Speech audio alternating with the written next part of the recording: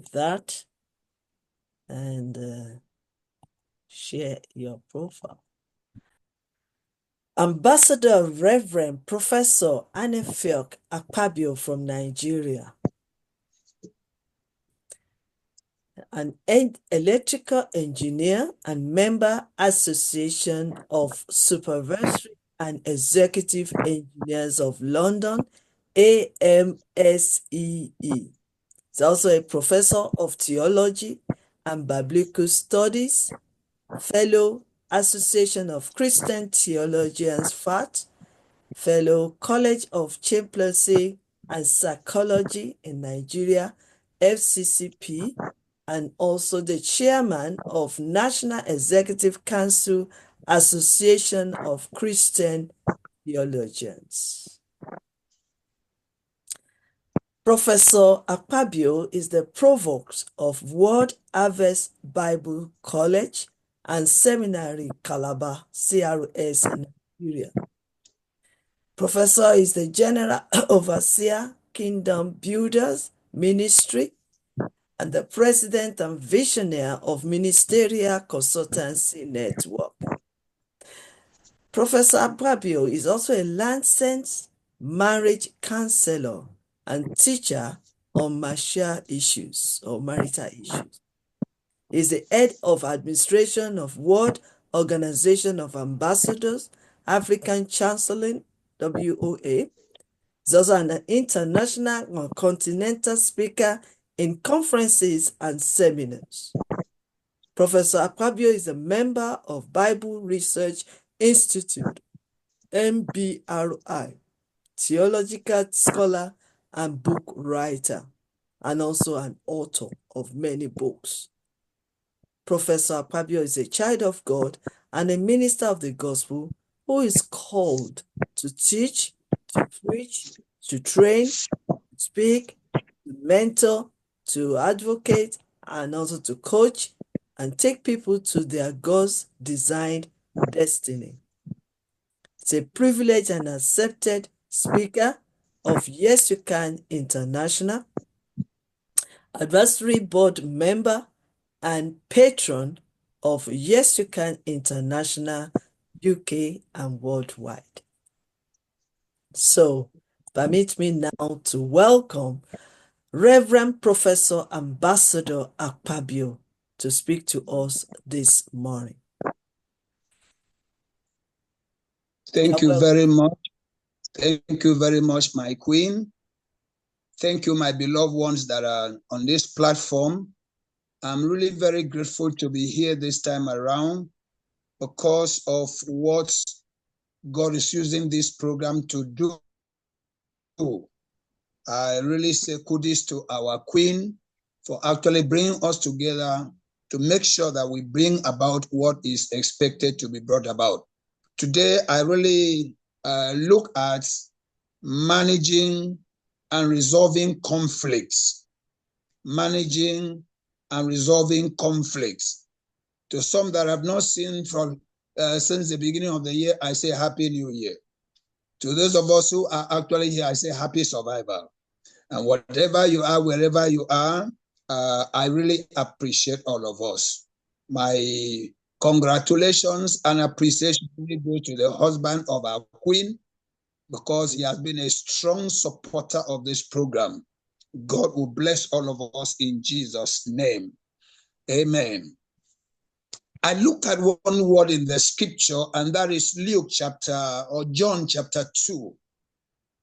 The Bible tells us in verse 23 to 25, when Jesus was preaching and ministering, many people gathered around him.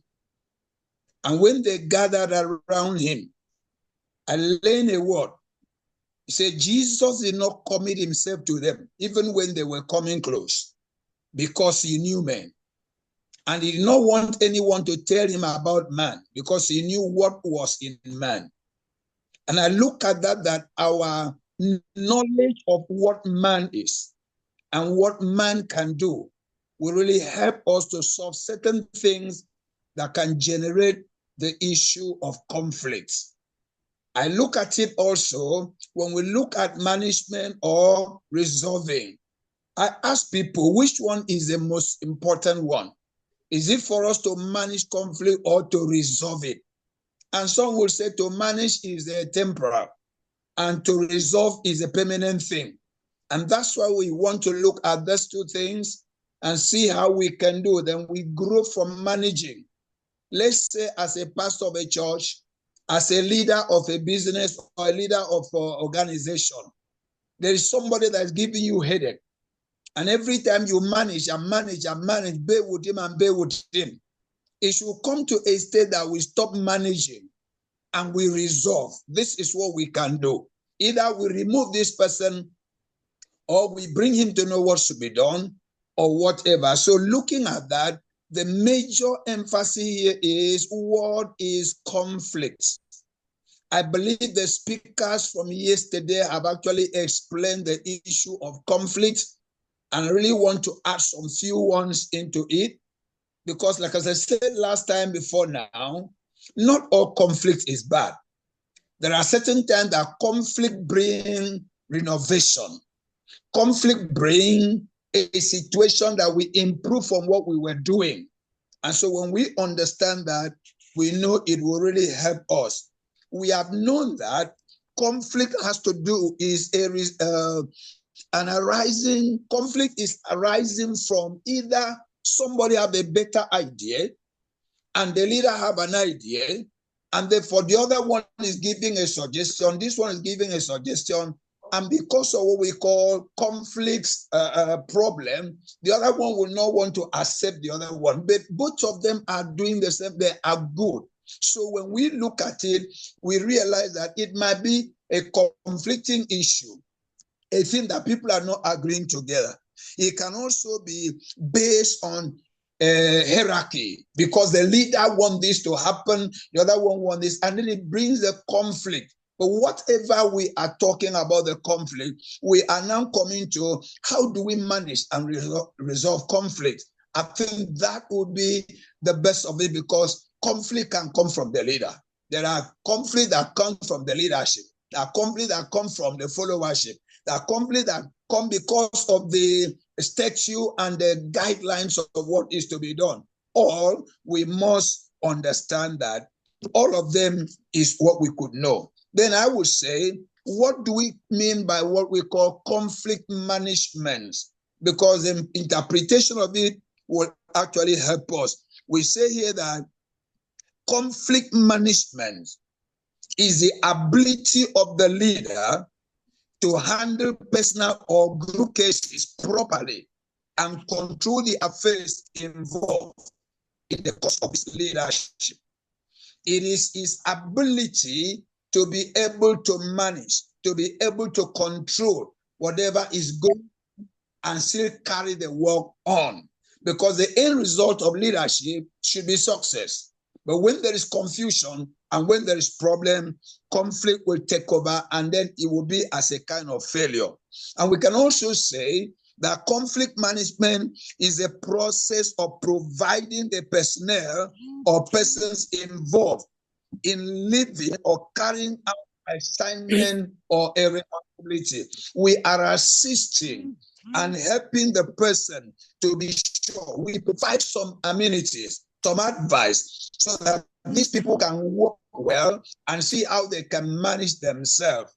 We know sometimes when we talk about the four windows of mankind or humankind, we remember there's what we call the open window.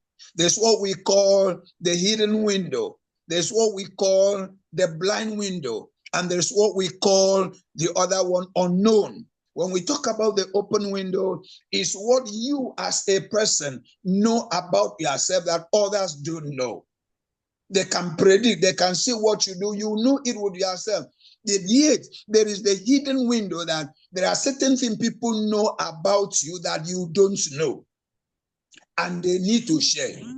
And there is the other one we call the blind window. And that one we are talking about, certain information about you is closed. People don't understand. So when you are leading such people that they may not understand their weak points or their strength points, or you look at somebody who only know about himself and give a word being proud, not even knowing the backside of his life, it may bring some conflict, but it is the ability where you make a process of providing personal words, personal advices in order to make them, help them to work well.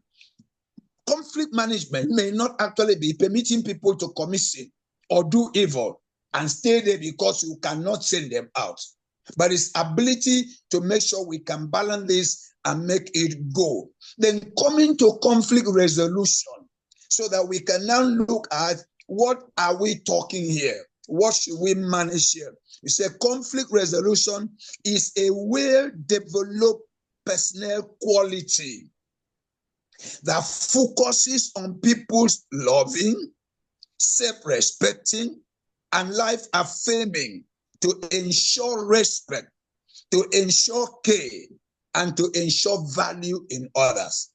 If we want to actually make things go among the people, because of diversity of ideas and conflicting interests, some people may still want to go on and do well. But when they come to work with others, they look at themselves frustrated. And so conflict resolution is a process here, a well-developed personal quality where we decide to help bring them up to work well, to go well in people loving themselves, people respecting themselves and others, and people affirming what life is all about.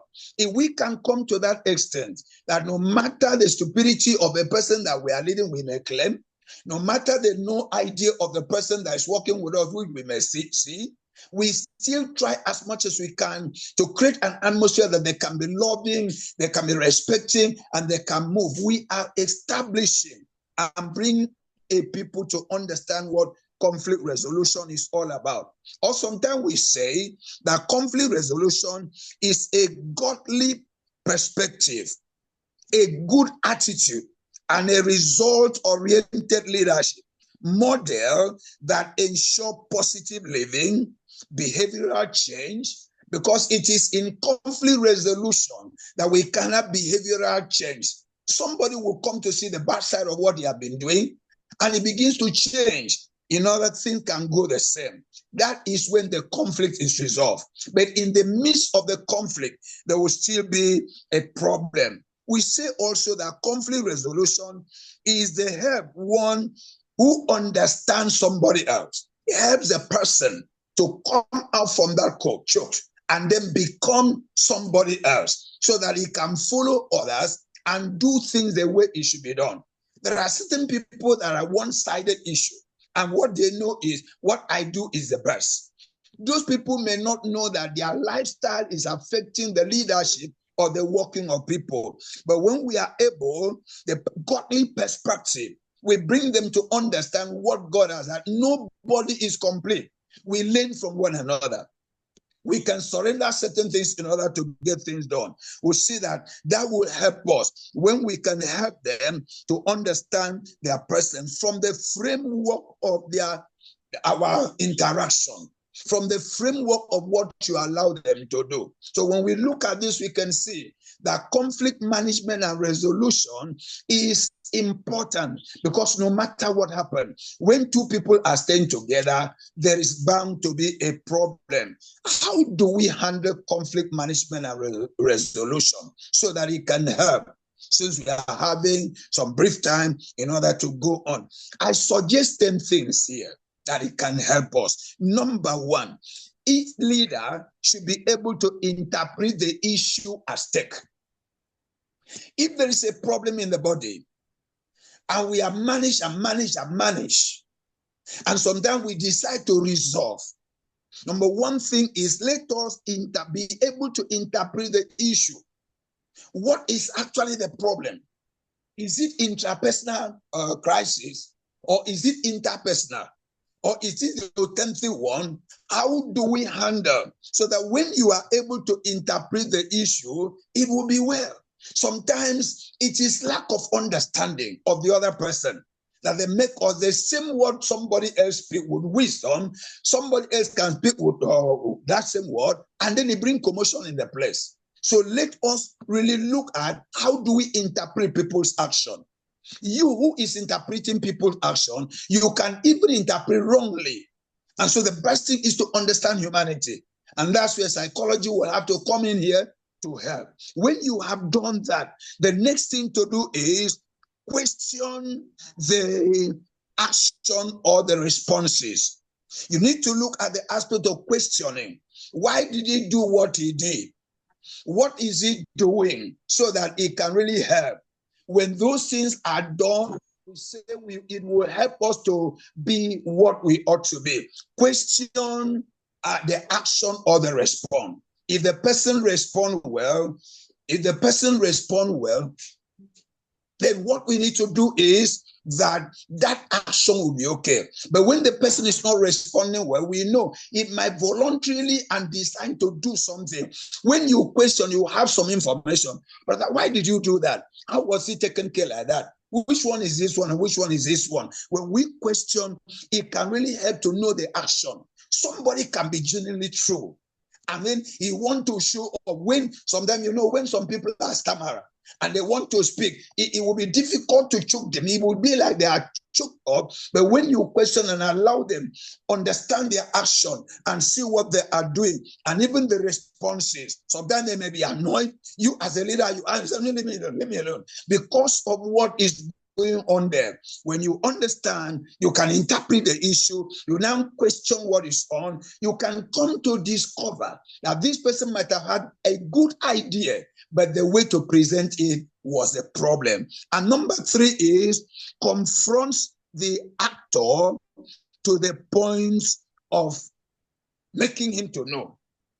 We need to let the people know, because sometimes when somebody is bringing conflicting and crisis issue, we ignore the person, throw the person away. We don't want him again. No, there can be senses out of nonsense. There can be action can be taken when this is done. So you now confront individually so as to let the person know you were good at this point, you were not good at this point. I look at the example of sometimes what Jesus was doing.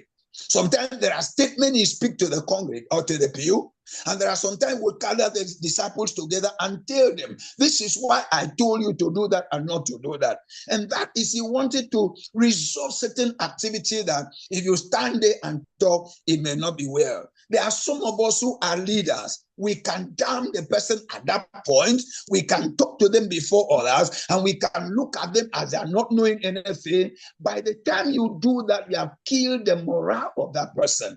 The respect you could have gotten on that person from that person will not be there again. So what we do is, when you are confront the actor. You didn't do well in this way. You should have done well in this way. You could have done like this. We say that will resolve certain things the person might have not thought well. Then number 4, we say encourage acceptance and humility to inspire courtesy. Encourage acceptance. Because some people, even when they do wrong, they don't want to accept it. I was right. So you encourage acceptance and the humility to inspire. Tell the person you did well, but something was still remaining. And this is what was expected to have been done. If we can really encourage the people who are discouraged, it will be well.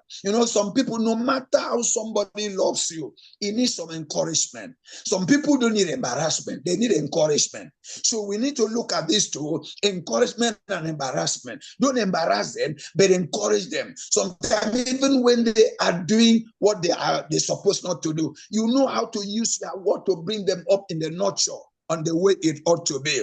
And that is the issue. Encourage humility. One of the things that bring confusion and conflict is pride. Pride of life. The right to claim, I was right, he was wrong.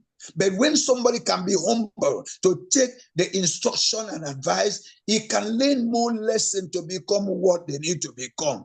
And then number 5, conduct a reality test and help them to emulate these realities. Conduct reality tests.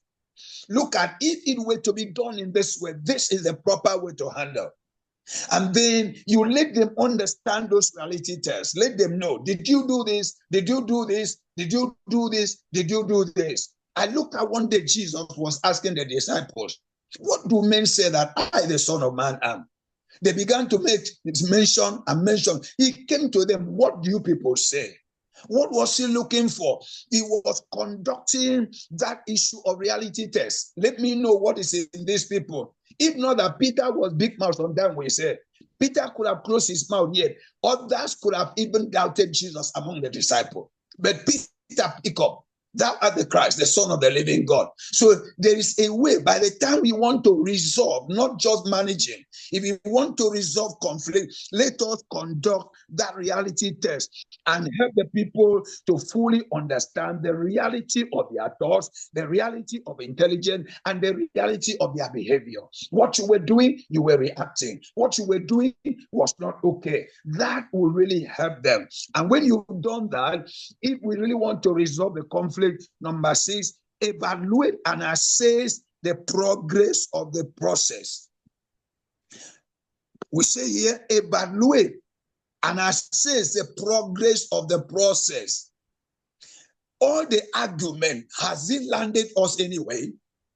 Has it helped the body to go? If he has not, if he were not, then we drop the thing that could have not helped us and we pick up those areas that could help us. And that can only be when you are able to evaluate what is going on. And number 7, I say here, you should inform, instruct, educate, and teach them new ideas.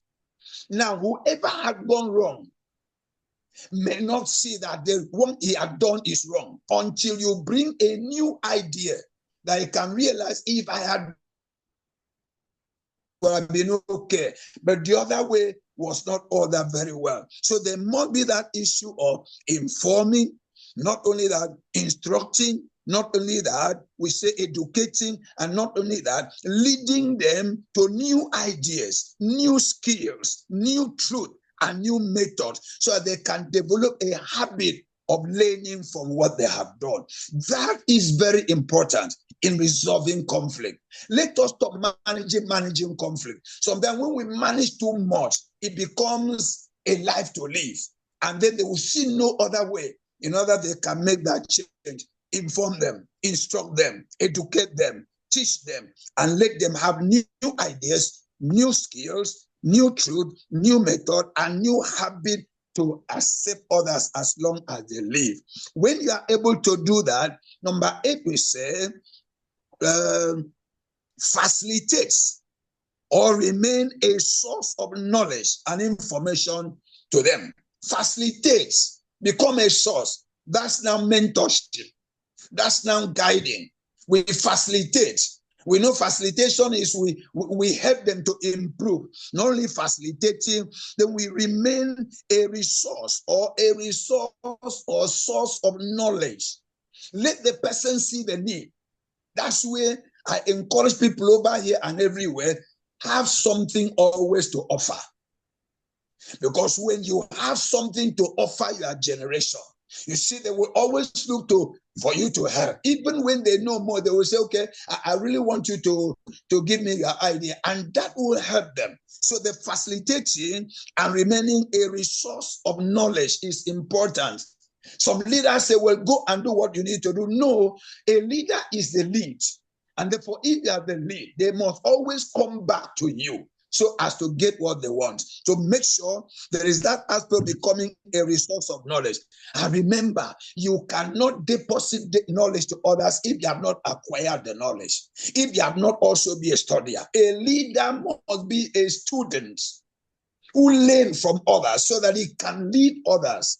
And that's where, by the time you want to be a resource of knowledge, then you want to be an information, you need to know the things yourself, and you need to be an example. Brother Paul said, be thou an example of the believers in words, in conversation, in charity, and everything. When you come to this level, they will now look up to you for everything that they are doing. They see your example and they will follow. Like most of the people that are speaking in these conferences, when you listen, all of us who are speaking, you see the element of knowledge that we are gaining from one another. Because nobody has a monopoly of knowledge. We learn from one another and we apply it. So also in your leadership.